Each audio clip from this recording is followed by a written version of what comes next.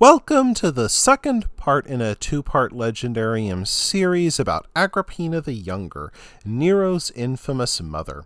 In the first episode, we learned about how Agrippina the Younger married her own uncle, the Emperor Claudius, and persuaded him to make her son Nero heir to the imperial purple. In this episode, we will learn what happened next.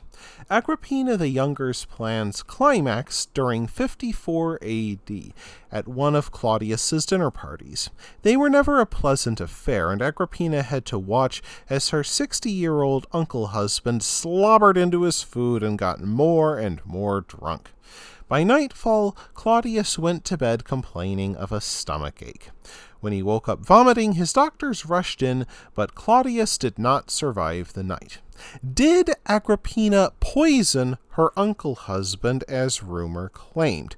She certainly had every reason to do so, yet there is no known poison at the time that could have acted that fast and caused the symptoms that Claudius suffered. Yet many Romans believed that Agrippina poisoned Claudius, and she certainly used his untimely death to her advantage. As priests on her payroll offered up prayers for Claudius, her ally Burrus deployed the Praetorian Guard around the imperial palace. Within a few hours, she drew up an official pronouncement and introduced her son, the 16-year-old Nero, to the crowds. The handsome and glamorous youth dazzled the mob. Many soon spoke of a new golden age, none more so than the Senate, which hated the uncouth Claudius. During her son's early reign, Agrippina finally held the power she always longed for. She received the title of Augusta, the first woman to receive that title in more than a generation. Agrippina even brought the Roman Senate from its traditional meeting place to the imperial palace so she could watch their debates. On coins, her face appeared alongside that of her son, engraved so they faced each other. However, things would change for her fast. Firstly, rumors began to spread throughout Rome that Agrippina the Younger carried on an incestuous relationship with her son Nero.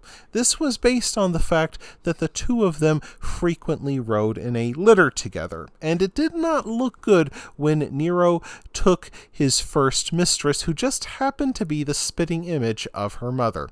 Of course, this is ultimately little more than rumor-mongering, and we should probably dismiss it as such. More dangerously, Agrippina the Younger and her son fell out not over policy or politics, but a woman. Nero became enamored with a Greek slave girl named Claudia Octe, while Agrippina wanted him to marry a child bride named Octavia, whom Nero found dreadfully dull.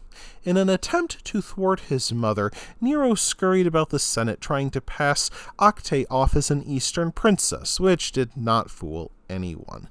In the end, Agrippina bullied Nero into not marrying Octe, but she damaged her all-important relationship with her son. Nero soured on his mother's influence, and her all-important allies Burrus and Seneca began to wonder if Agrippina overstepped her bounds.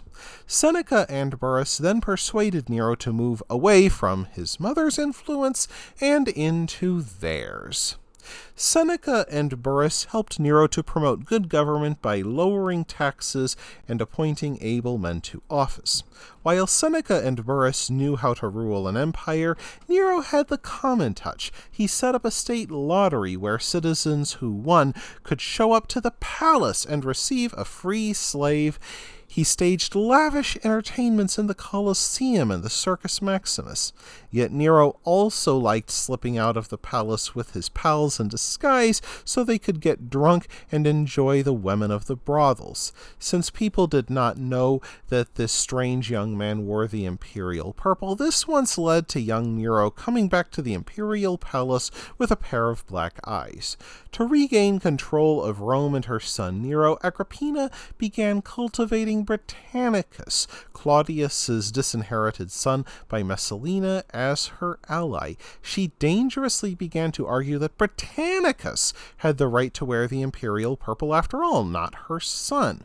Rumors spread that she wanted to replace her son Nero with the weak and easily controlled Britannicus. The Roman rumor mill began to claim that Agrippina wanted to remove her son because he now spurned her bedchamber. And then suddenly, during the year 55 AD, Britannicus died. Could he have perished during one of his epileptic fits, or did somebody quietly dispose of him? We will never know for certain. We do know for certain that Agrippina moved into a separate palace, and for a time she and her son barely spoke. Though she did not profit from her latest scheme, she damaged herself even more grievously. 2 years later, in 57 AD, those coins featuring both Nero and his mother disappeared, replaced with ones that only depicted Nero. Next, Agrippina objected to Nero's romance with his friend's wife Poppaea Sabina, further straining her relationship. Burrus and Seneca both feared that Agrippina could marry one of Nero's rivals and start a civil war. So they persuaded Nero to commit the crime which forever marred his once promising reign. According to Tacitus, during the year 59 AD, Nero told his mother that he wanted to reconcile. He even built her a special boat to show his good faith. And in a scheme worthy of a comic book villain, he had actually built her a collapsible boat designed to fall apart in the water. Somehow Agrippina saved herself from the sinking ship, but Nero sent his fleet commander to finish her off.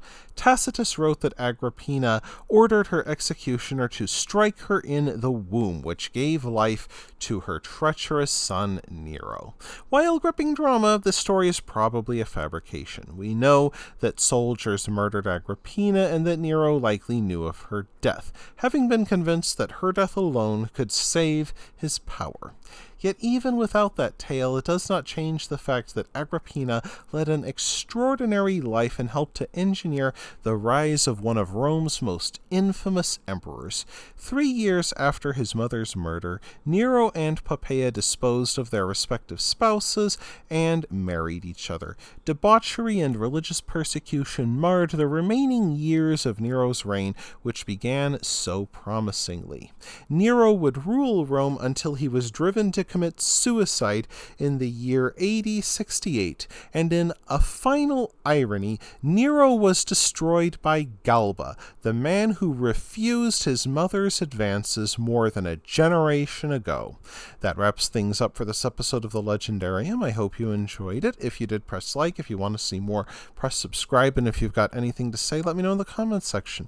Thanks again for joining me, and I hope that you have a great rest of the day.